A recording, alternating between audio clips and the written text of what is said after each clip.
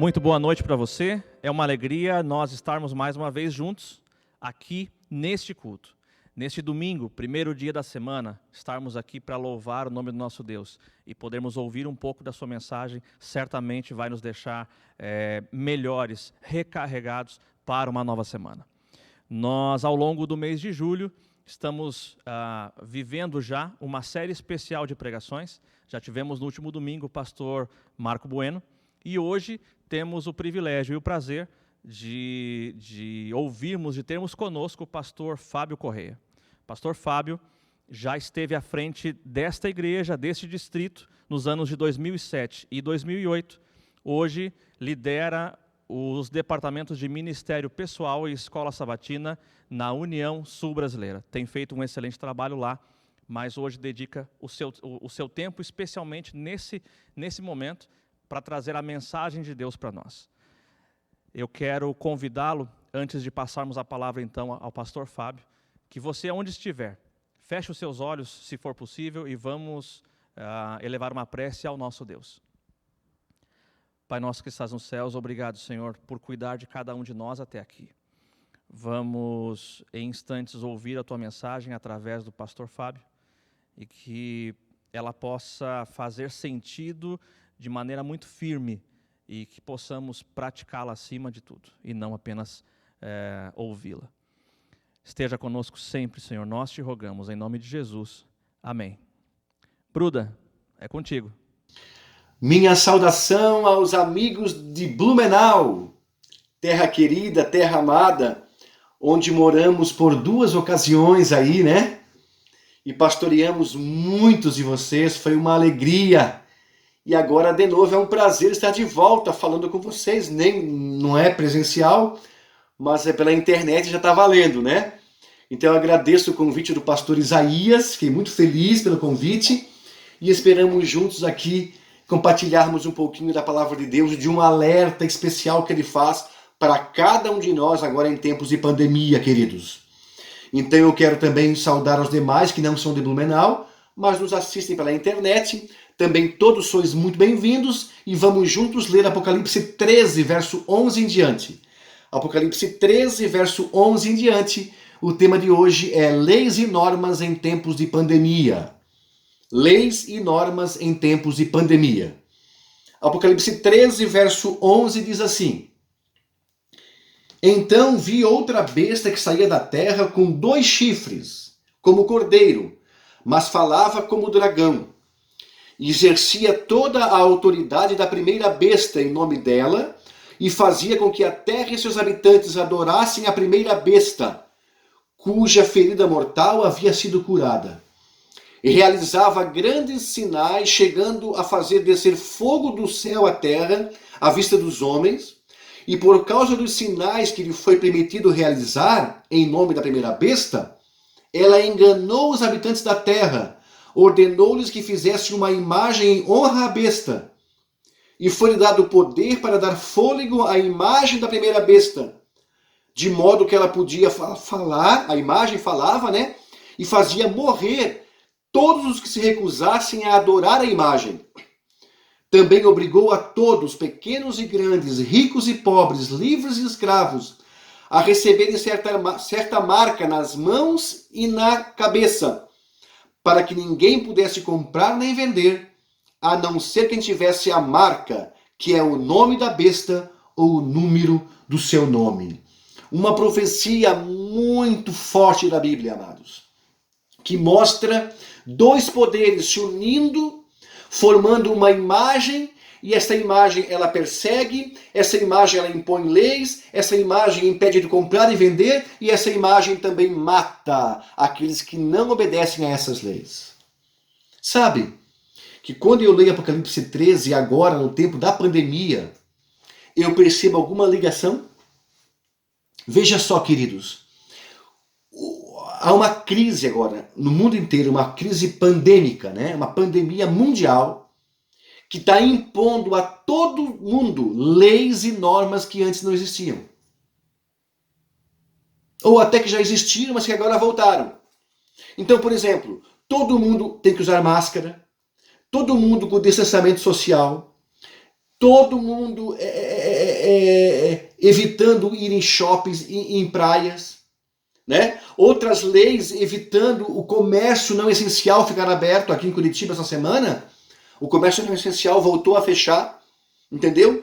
Home office, o pessoal está fazendo. Até as crianças também em casa, estão estudando em casa, as escolas fechadas, entendeu? Alguns patrões abaixaram até o salário dos seus empregados. Por quê? Porque quanto maior é uma crise, quanto maior e mais global é uma crise, mais esta crise empodera o Estado para criar leis e normas que vão salvaguardar a maioria e vão contra uma minoria. Pode ver. Uma minoria que não quis usar máscara, que até fez festas e outras coisas agora que foram contra essas normas, eles foram advertidos, alguns foram multados e alguns foram presos. Por quê? Porque foram contra as leis e as normas da pandemia. Então vejam, vou repetir, amados, quanto maior é uma crise, quanto mais global ela se torna, quanto mais emergencial ela é no mundo todo, mais essa emergência empodera o Estado para criar leis e normas que muitas vezes vão salvaguardar a maioria e vai poder oprimir uma minoria. O que é isso que nós temos aqui em Apocalipse 13? É isso que nós estamos falando. Entendeu? Dois poderes se unindo para criar leis e normas para perseguir e até matar. Veja aqui, ó, a besta que surge da terra, quem é? São os Estados Unidos da América, amados. Olha que fala que tem 2 chifres, né? Que fala como cordeiro, é manso, ajuda, mas daqui a pouco vai agir como dragão, vai mostrar o seu poder perseguidor e destruidor. Os Estados Unidos da América, aqui diz, farão uma imagem à besta do mar. Quem é a besta do mar? Todos nós sabemos, Roma papal. Esse poder que surge no meio dos povos e também domina o mundo inteiro. Agora, os Estados Unidos farão uma imagem à besta, a Roma papal. E essa imagem vai impor leis e vai perseguir e vai matar muitos que não seguirem essas leis.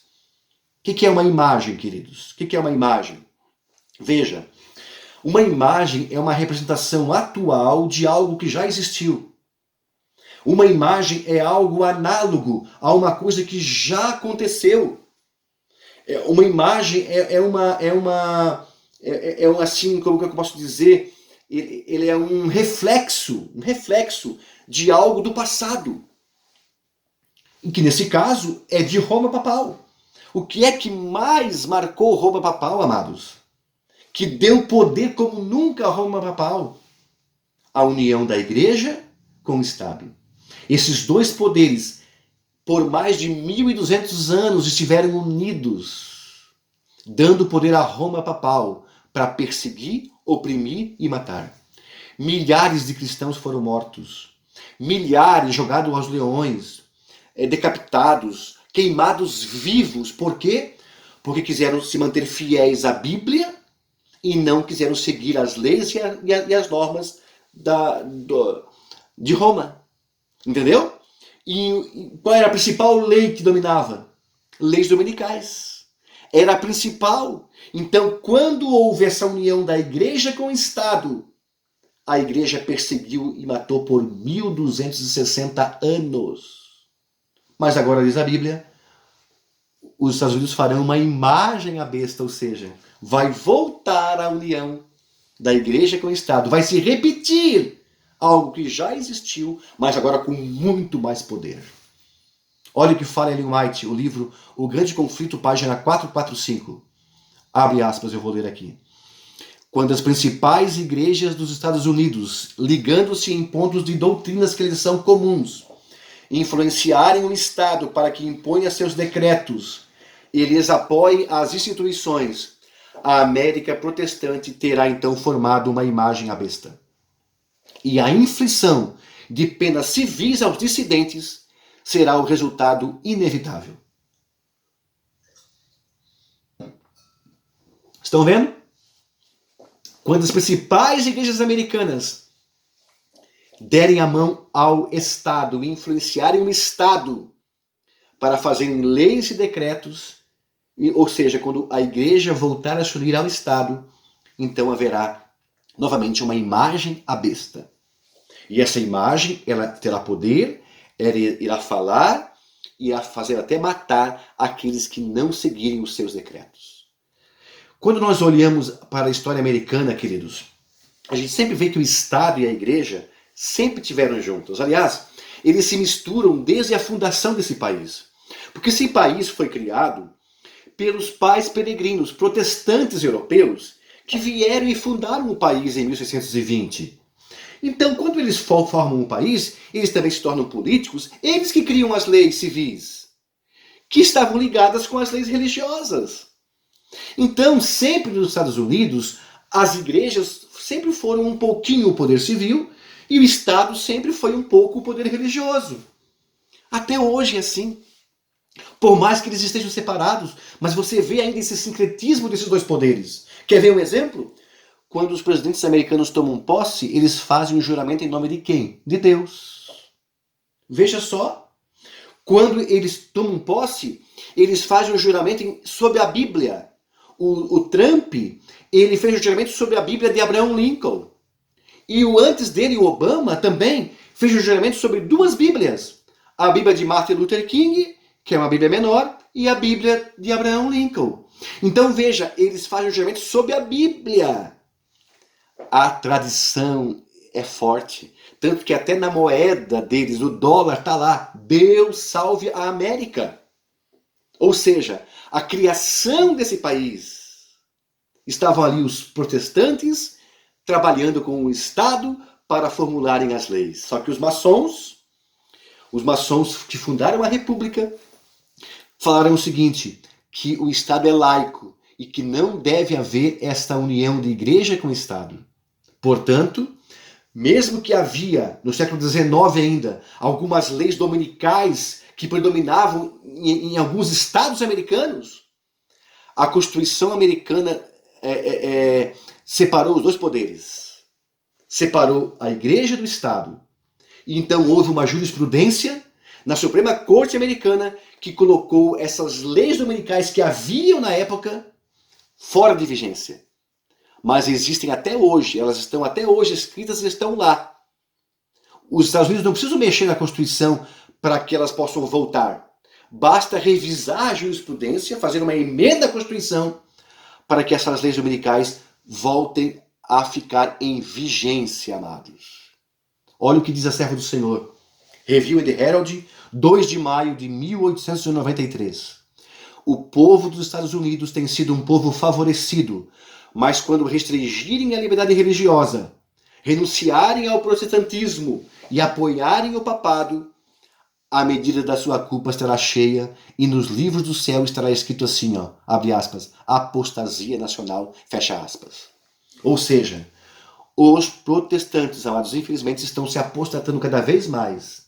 E quando voltarem essa união com o Estado, a apostasia nacional será completa, diz a serva do Senhor.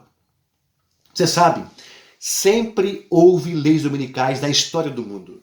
Se você olhar para o mundo e para a Bíblia, você vai encontrar ali resquícios de leis dominicais. Por exemplo, na Pérsia, quando você vai em Esther 3, 8 a 10, olha o que Amã disse ao rei Xerxes. Quem era Amã? Amã era um general do rei Xerxes. Olha o que ele disse para o rei Xerxes, abre aspas, Esther 3, verso 8. Existe certo povo disperso, espalhado entre os povos de todas as províncias do reino, do teu império, cujos costumes são diferentes de todos os outros povos, e eles não obedecem às tuas leis, ó rei. Não convém ao rei tolerá-los. Verso 9. Se for do agrado do rei, que se decrete a destruição deles. Amã pediu para o rei Xerxes uma lei, um decreto, com pena de morte, porque este povo tinha costumes diferentes do povo da Pérsia. Que costumes eram esses, amados, diferentes? Não matar? Não roubar? Não mentir? Claro que não, amados. Isso aí são coisas comuns de todos os povos. São costumes comuns de todos os povos.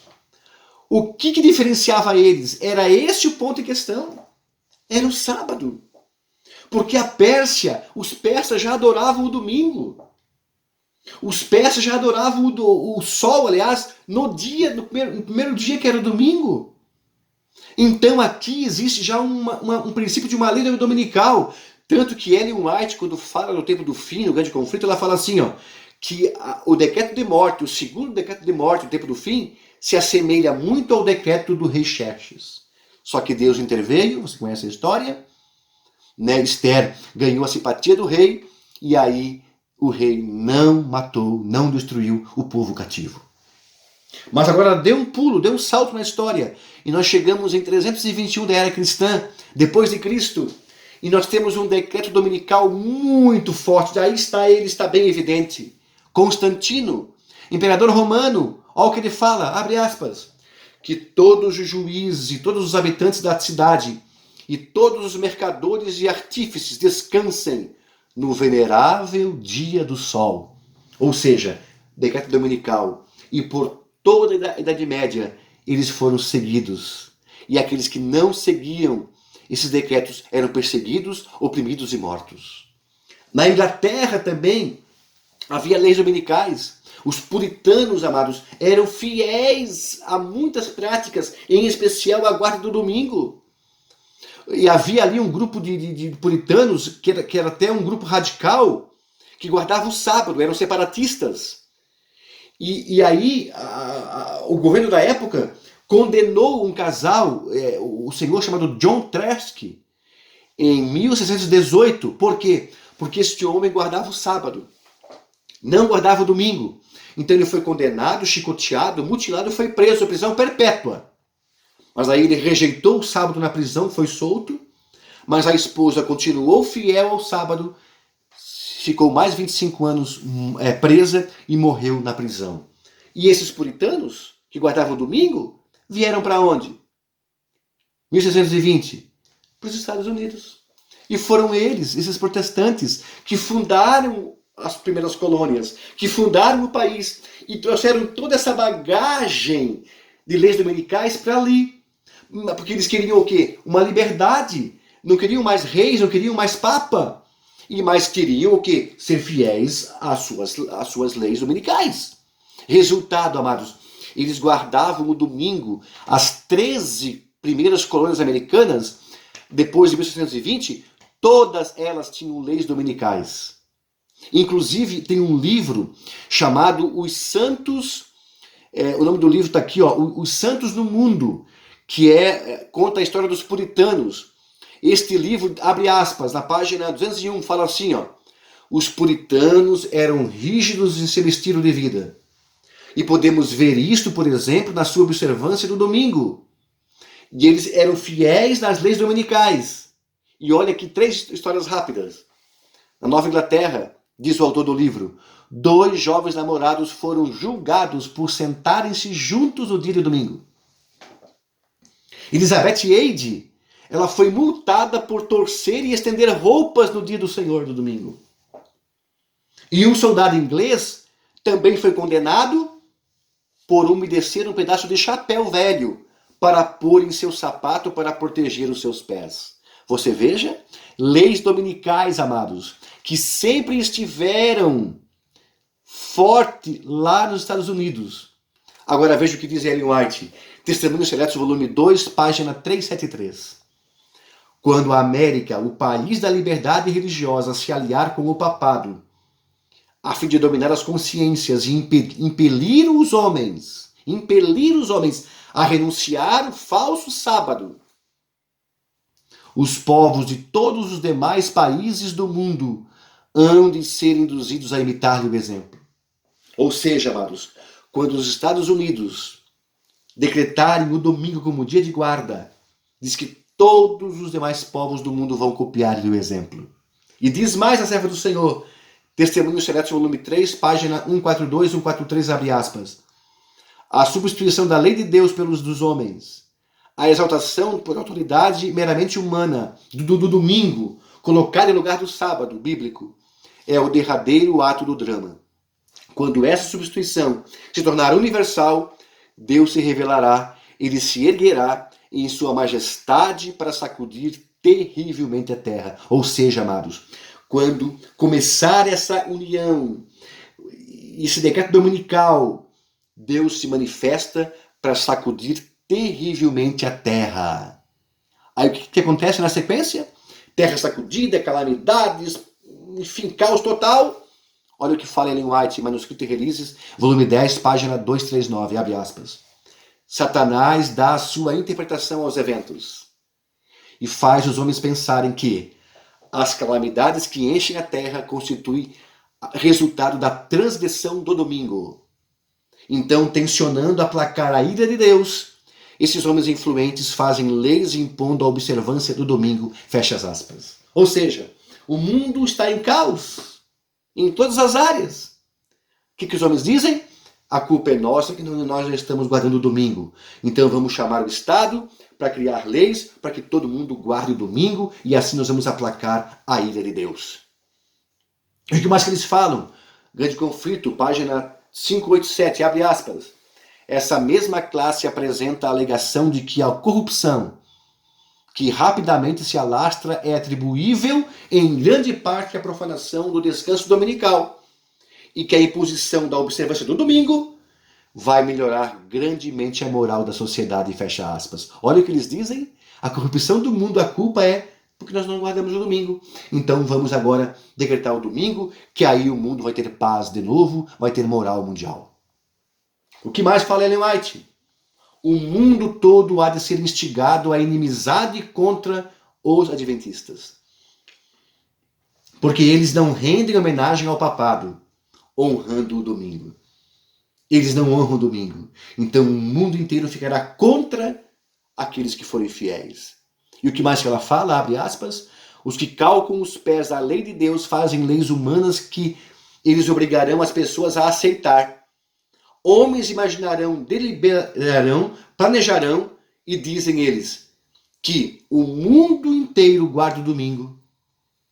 E porque este povo, cujo número é tão pequeno, não haveria de proceder de acordo com as leis do país? Veja, o mundo inteiro guarda. Por que essa minoria não guarda? E aí então o decreto, amados, para perseguir a minoria que não se une, que não aceita o domingo, que é o dia antibíblico, que vai contra a palavra de Deus. Pastor, que coisa, hein? Será que nós estamos longe disso aí, pastor? Será que isso aí está muito longe? Não. Se você conhece um pouquinho da história, você vê que isso está mais perto do que nunca. Olha mais esse texto de Ellen White no Grande Conflito, na Testemunhos Secretos, volume 2, página 151. Quando isso vai acontecer?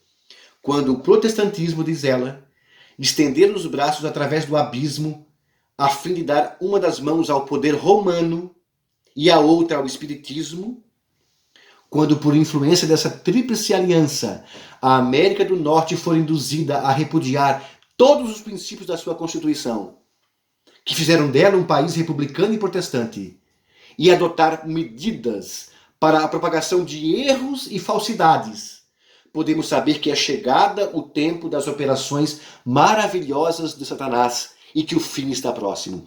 Quando que o fim está próximo, amados? Quando o protestantismo americano der as mãos ao poder romano e ao espiritismo. E aí você pergunta, mas pastor, isso aí está longe de acontecer? Não, amados. Isso já está acontecendo. Já aconteceu em partes. Quer ver? Quando que o poder romano deu as mãos para o espiritismo? Onde surgiu o espiritismo moderno, gente? Estados Unidos da América, 1848, em Hydesville. Foi ali, na casa das irmãs Fox, as famosas batidas misteriosas que elas achavam que eram o espírito dos mortos. Aquilo depois provou que era algo falso, mas depois ganhou o mundo inteiro. E enquanto acontecia ali, também Allan Kardec surgia na Europa. E aí o espiritismo ganhou corpo, amados. E surgiu onde? Nos Estados Unidos da América, o espiritismo moderno. Mas não só isso, porque ele tem um outro braço espiritualista que é o pentecostalismo. No século seguinte, 1906, também nos Estados Unidos, na famosa Rua Azusa em Los Angeles, houve o primeiro avivamento pentecostal e o primeiro dom de línguas. Ou seja, amados, também surgiu onde? Nos Estados Unidos da América. Então veja, A mão foi dada já para o espiritismo. Agora, e a mão para o poder romano, pastor? Veja, amados, os americanos são um país protestante. Jamais deram trela ao papado. Por 300 anos, jamais um papa encontrou um presidente americano. Só que em 1919, o presidente americano, pós Primeira Guerra Mundial, fez uma visita na Europa. E sem estar na agenda, deu uma passadinha e se encontrou com o Papa. Coisa rápida. 50 anos depois, um outro presidente americano também esteve lá na Europa e visitou o Papa, mas não se ajoelhou. Depois, em 65, o primeiro Papa visita os Estados Unidos. Primeiro Papa, 350 anos depois da fundação do país, gente. E ele não foi da Casa Branca, ele foi em Nova York, se encontrou com o Kennedy. Mas depois disso, todos os presidentes americanos se encontraram com papas. Todos. E o que mais visitou os americanos, sabe quem foi? João Paulo II. Ele fez 7 viagens. 7 viagens. E em 82, João Paulo II foi o primeiro papa aí então na Casa Branca. Na Casa Branca. Agora, por exemplo, o Trump esteve há 3 anos aonde? No Vaticano. Se encontrou com o Papa Francisco. Mas antes, o Papa Francisco veio na Casa Branca e teve um encontro com o Obama. E foi recebido com honras. E sabe o que falou o Obama? Nós estamos recebendo a consciência moral da humanidade. Olha, consciência moral. Veja só, amados, os braços dados. Protestantismo com Roma. E agora, veja só, em 98, João Paulo II lança a encíclica Dies Domini. É uma encíclica para apoiar a família, fortalecer a família e a igreja. Só que ali, olha o que ele diz, abre aspas, a lei civil do Império Romano, que reconheceu o dia do sol, deve ser colocada em prática novamente, para que todos deixem de trabalhar domingo. E agora faz 3 anos o Papa Francisco lançou a encíclica Laudato Si, louvado seja. É uma encíclica em prol do verde, do ecossistema, da natureza. Sabe o que ele fala? Que o ecossistema precisa de um descanso semanal. E esse descanso semanal é o dia do Senhor, o domingo. Então, abre aspas, olha o que ele fala, página 87. Exorto-vos, amados irmãos, a trabalhar incansavelmente unidos com os fiéis, para que o valor deste dia sagrado seja reconhecido e vivido cada vez melhor e seja estudado no mundo inteiro. Ou seja, numa encíclica que fala do meio ambiente, ele chama o povo para guardar o domingo, porque ele diz que a natureza precisa de um dia de descanso nos 7 dias. Olha que coisa! E agora, pastor, o que fazer? Veja que as mãos estão dadas. A tríplice aliança quase formada. Protestantismo, espiritismo e o papado. E agora, pastor? Ellen White nos chama a atenção. No Testemunhos Seletos, volume 2, página 320. Abre aspas. Não estamos cumprindo a vontade de Deus. Se nos deixarmos ficar em quietude, nada fazendo para preservar a liberdade de consciência. Fervente e eficaz oração deve ascender ao céu, para que essa calamidade seja deferida até que possamos realizar a obra por tanto tempo negligenciado. Que obra, amados? Da pregação do Evangelho. E olha o que mais ela fala. Há muitos que estão despreocupados, se acham assim adormecidos. Mas o Senhor não nos livrará se não fizermos algum esforço para realizar a obra que Ele nos confiou. Sim, queridos, nós precisamos nos levantar para realizar essa obra da pregação do Evangelho, de chamar novas pessoas para a sua igreja, de fazer novos discípulos e de pregarmos a verdade como nunca antes. Claro, com carinho, com respeito. Mas precisamos, como nunca, amados, lermos mais a Bíblia, orarmos mais e aproveitarmos o tempo que nós temos de liberdade religiosa para pregarmos o Evangelho, para divertirmos as pessoas, porque o tempo final virá. O tempo final virá, amados, a crise final, a perseguição virá. E eu pergunto, em que lado você vai estar? Você que já é membro da igreja, mas você que não é membro, de que lado você vai estar? O que vai acontecer com aqueles que forem fiéis?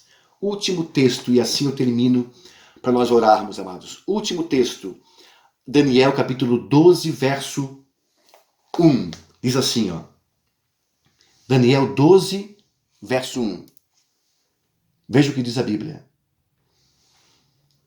Naquela ocasião, Miguel, amados, Miguel, o grande príncipe que protege o seu povo, se levantará. Haverá um tempo de angústia qual nunca houve, desde o início das nações até o tempo de hoje.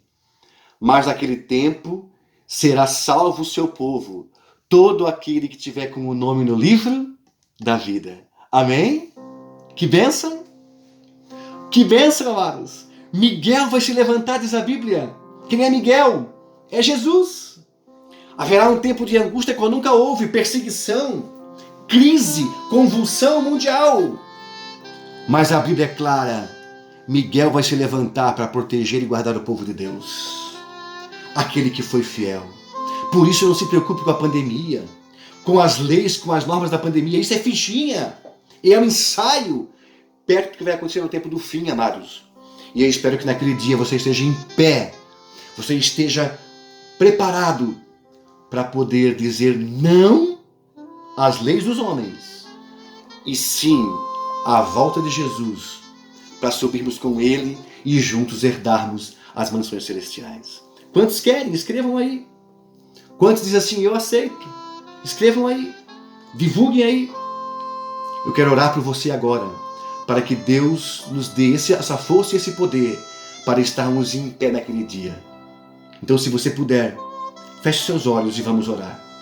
Senhor, muito obrigado por Tua palavra que é viva e eficaz. E muito obrigado, Senhor, pela profecia que nos mostra o caminho, que nos abre a mente e o coração, para entendermos o tempo que estamos vivendo, para que não sejamos enganados, mas que nos mantenhamos fiéis à Tua palavra, à Tua lei, ao Teu sábado, à Tua verdade. E que quando Cristo voltar, possamos subir com Ele para as mansões eternas. Salva o Teu povo em Blumenau. Salva o Teu povo em toda a face da terra, Pai. Muito obrigado em nome de Jesus. Amém. Muito obrigado a todos. Deus abençoe. Tenham todos uma boa semana e vamos seguir firmes em Deus. Amém? Um abraço. Valeu.